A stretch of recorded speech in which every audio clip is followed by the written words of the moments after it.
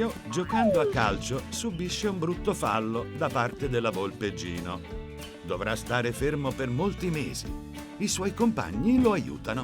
Sei il nostro campione! Devi fare terapia per tornare a giocare.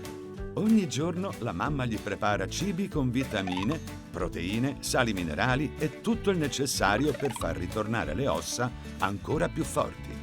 Alla mattina latte fresco con cereali, fette biscottate con marmellata per avere l'energia per gli esercizi. Grazie a queste buone abitudini, Pio si sente sempre più in forma. Senza nome, vorrei che tu mi accompagnassi in tribuna a tifare per i miei amici. Pio chiede di incontrare Gino. Volevo dirti che non sono arrabbiato con te. Grazie a te ho capito come bisogna giocare per essere dei campioni. Scusami, da oggi rispetterò le regole del gioco. Pio è il miglior giocatore ed è nostro amico! Pio si riprese e tornò a giocare l'ultima partita. La sua squadra vinse il campionato. Lo sport è uno strumento di pace e deve tirare fuori il meglio di te.